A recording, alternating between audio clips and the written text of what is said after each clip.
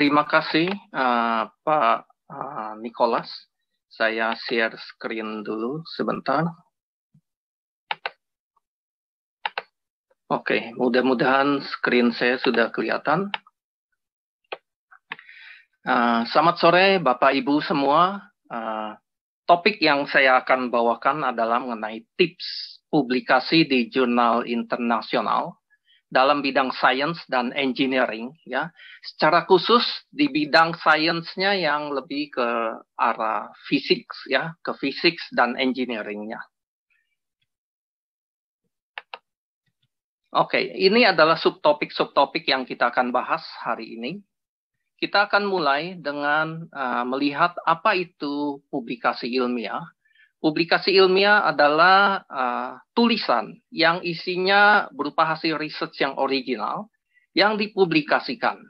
Dan kalau kita tambah kata internasional ke dalamnya, maka itu berarti semua yang di atas tapi yang dipublish oleh organisasi yang internasional dan kredibel, terdistribusi secara luas ke seluruh dunia, lalu mempunyai standar yang internasional yang diterima dan tinggi gitu.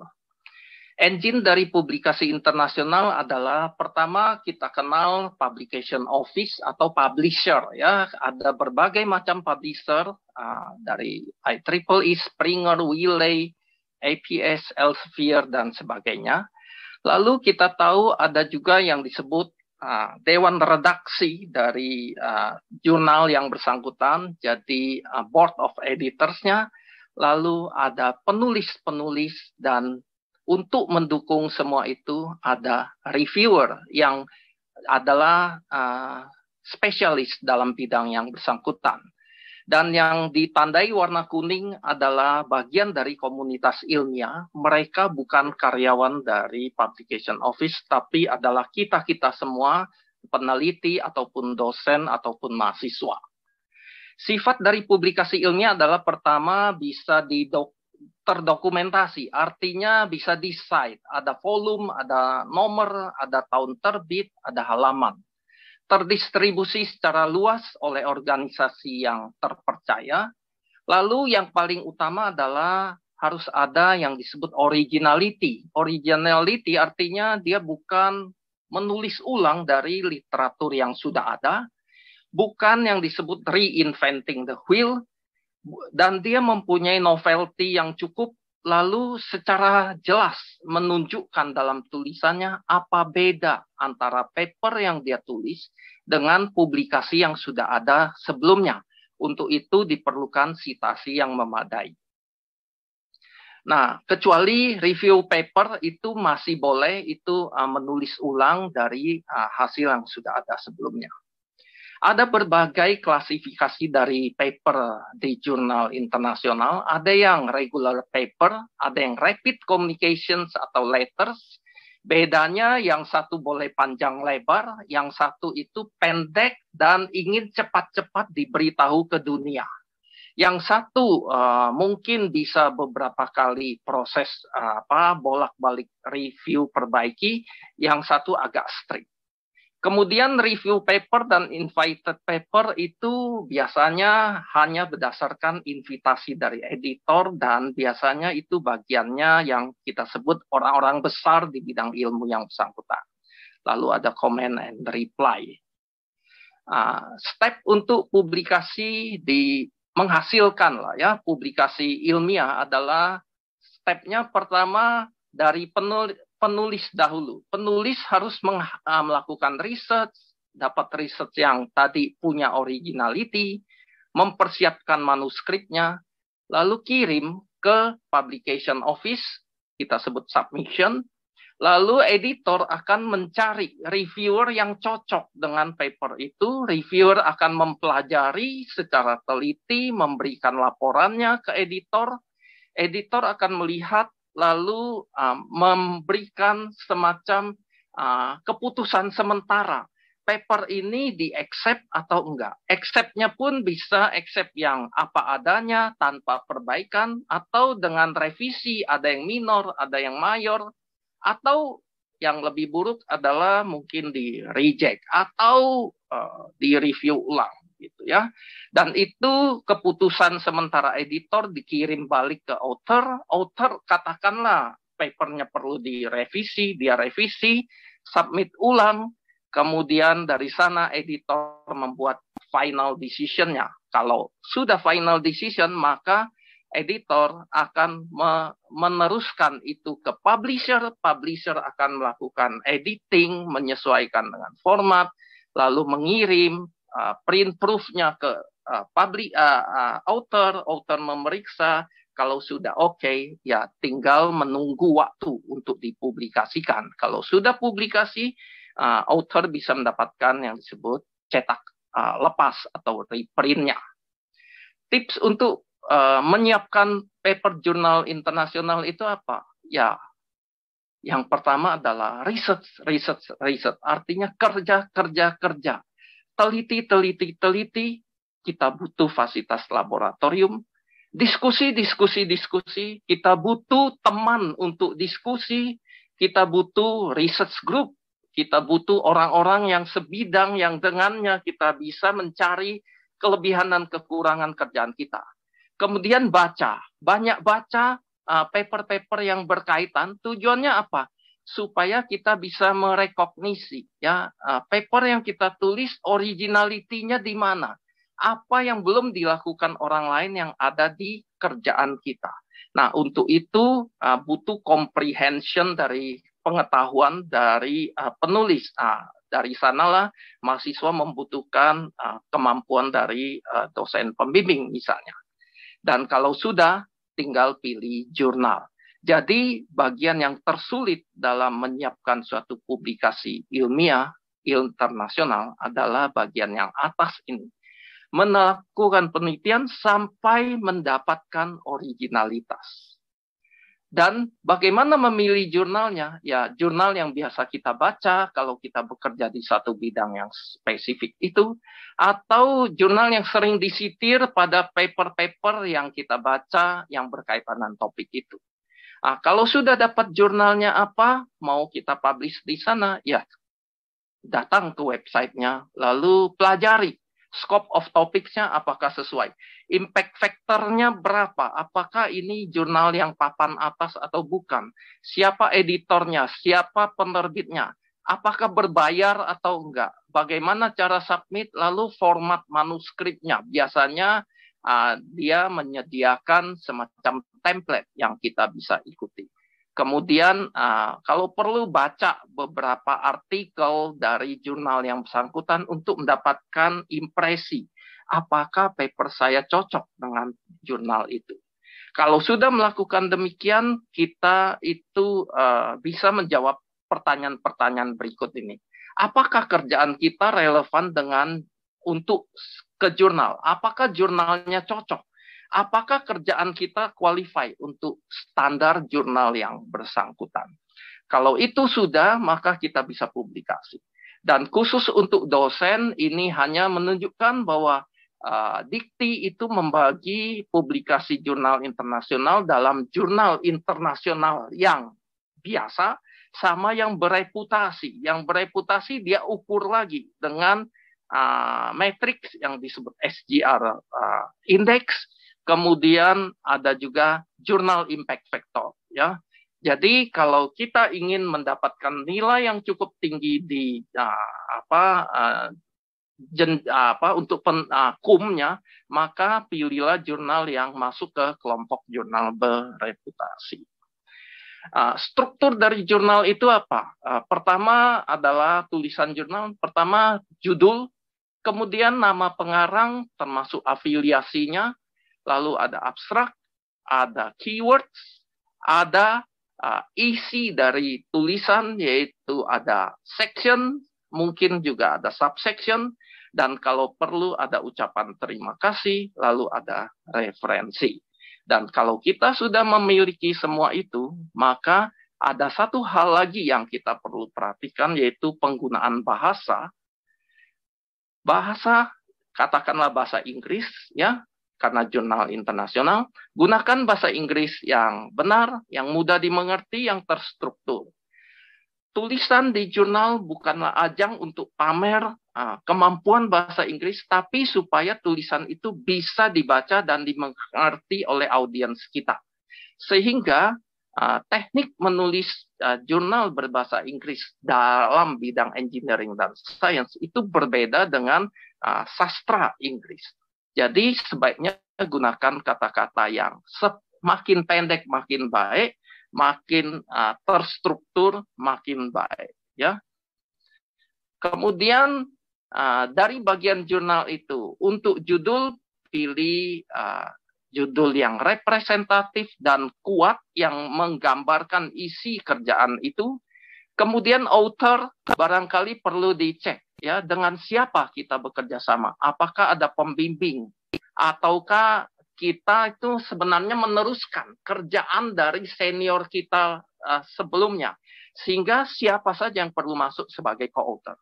Kemudian untuk email, pilihlah email yang memang elegan. Jangan email-email yang seperti ini, cleverboy@gmail.com, cutegirl@yahoo.com, smartbuddy@gmail.com. Ini email-email ini kelihatannya tidak terlalu serius, maka jangan gunakan yang gini. Gunakan yang elegan. Mau email yang gratis atau email institusi, itu nggak masalah. Kemudian abstrak. Abstrak adalah bagian dari tulisan kita yang bisa dipisahkan dari tulisan utama, bisa namanya self-contained. Artinya dipisahkan dan orang baca dan tetap mendapatkan gambaran secara singkat mengenai keseluruhan tulisan itu.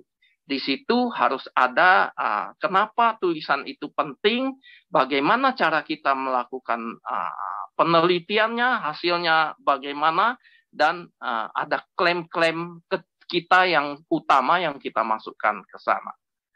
Sementara untuk keywords, gunakanlah keyword yang memang kalau orang masukkan ke search engine itu akan bisa lari ke paper kita. Jadi tujuan keywords itu untuk ini.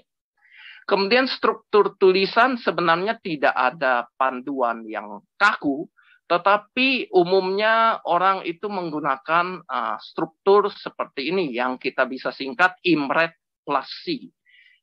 I-nya introduction, M method atau material, R itu research atau results, lalu discussion, lalu conclusion. Untuk introduction apa yang harus diisi? Ya, pertama adalah menaruh kerjaan kita dalam konteks kerjaan yang sudah ada sebelum kita di belantara jurnal internasional, di publikasi internasional. Apa yang sudah dilakukan orang, apa yang belum, apa kelemahan kerjaan mereka, lalu bagaimana kita mengadres itu dengan metode kita. Apa yang kita perbaharui, apakah metode kita itu lebih baik dari orang lain, dan sebagainya. Kemudian signifikan dari metode kita, ya, seberapa itu memberi dampak pada dunia misalnya. Metode adalah bagaimana cara kita melakukan pekerjaan kita itu. Jadi misalnya kalau di dunia engineering kita mungkin perlu naruh persamaan, governing equation, apa yang kita selesaikan, perlu schematic diagram, block diagram, flowchart, semua itu bisa kita masukkan ke sana. Kemudian mengenai hasil, ya, setelah melakukan eksperimen misalnya atau melakukan simulasi, apa yang kita dapat, ya, kita bisa sajikan dalam bentuk kurva, dalam tabel, atau nyatakan dalam angka atau dalam diagram, semuanya diorganisasikan secara logical dan terstruktur. Kemudian kemungkinan akan lebih nyaman sebenarnya result ini disatukan sama discussion. Nah, discussion ini kita bicara mengenai hasil kita ini seberapa, ini artinya apa? Kenapa kurvanya begini? Bagaimana membandingkan hasil kita dengan hasil orang lain? Dan kalau bisa, itu kalau kita bisa menggunakan kalimat-kalimat seperti di bawah ini, yaitu klaim bahwa apa yang kita hasilkan itu, apakah itu adalah pembuktian yang pertama di dunia tentang itu, apakah kita telah berhasil membuktikan apa yang sebelumnya orang belum pernah buktikan, atau apakah hasil kita berapa besar, lebih baik, lebih akurat, lebih cepat, lebih efisien daripada hasil orang lain. Gitu. Kemudian konklusi tentu saja kalimat singkat yang sekedar untuk menyampaikan apa yang telah kita capai dalam paper kita. Acknowledgement kalau kita mau mengucapkan terima kasih kepada pemberi dana, kepada orang yang telah membantu menyediakan alat dan sebagainya. Tentu kita tidak boleh memberi ucapan terima kasih yang sifatnya non-scientific, lalu juga kepada co-author yang nggak perlu. Referensi ya tadi sudah dibicarakan banyak oleh pembicara sebelumnya, bisa dari jurnal, buku, dari website, personal communication, dan sebagainya.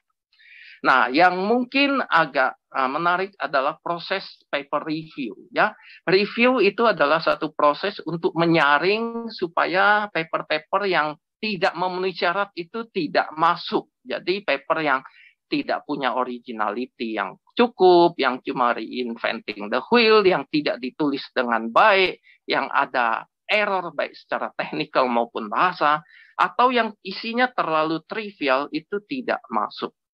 Kemudian reviewernya siapa? Ya orang-orang yang bekerja di bidang kita. Siapa dia kita juga nggak tahu karena biasa proses review itu ada yang single blind.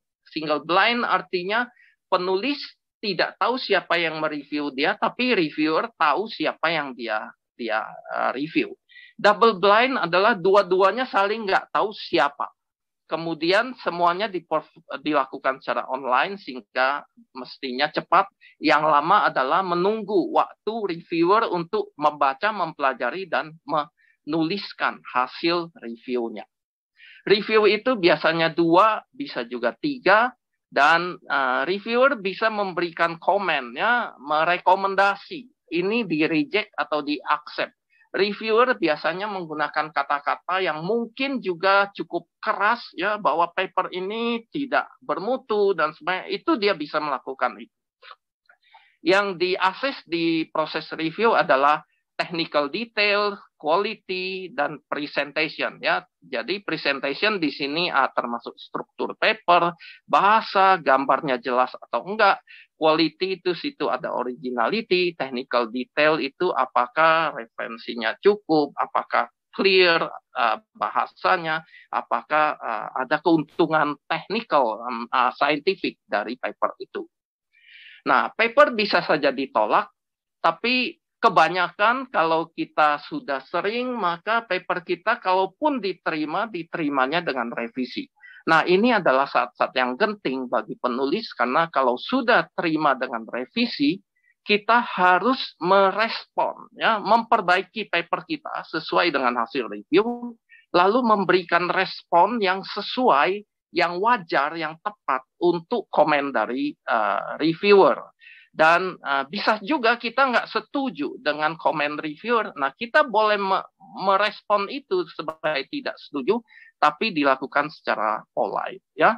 Nah, ini contoh kalau kita itu papernya diterima dengan revisi, ya. Ini contoh surat cinta dari editor, lalu kita harus memberikan respon ke sana. Dan contoh responnya adalah kita pertama mengucapkan terima kasih kepada reviewer yang telah pekerjaan mereka adalah voluntary work, tidak dibayar, dan mereka menyediakan waktu membaca, meneliti, mengulik paper kita, ya. Lalu kasih informasi singkat mengenai paper kita, lalu satu persatu komen dari reviewer kita respon. Kita setuju, kita nggak setuju, kita harus respon secara polite, secara elegan. Nah, kalau paper kita sudah di-accepted, ya kita udah boleh pesta, udah boleh traktir teman, karena kita tinggal tunggu paper itu terbit, ya. Tunggu print proof-nya, kalau print proof datang, itu lihat ada salah cetak atau enggak. Kalau sudah, nanti kita mungkin perlu tanda tangan, ya, copyright transfer, dan sebagainya. Dan mungkin perlu order reprint yang kadang-kadang berbayar, atau biasanya yang sifatnya elektronik copy itu gratis. Jadi saya bisa simpulkan, kita telah mendiskusikan apa itu jurnal internasional, kenapa itu penting, proses flow dari publikasi internasional seperti apa, lalu beberapa tips untuk menulis paper, lalu brief look tentang proses reviewnya. Saya kira yang saya sampaikan sampai di sini, saya kembalikan ke moderator. Terima kasih.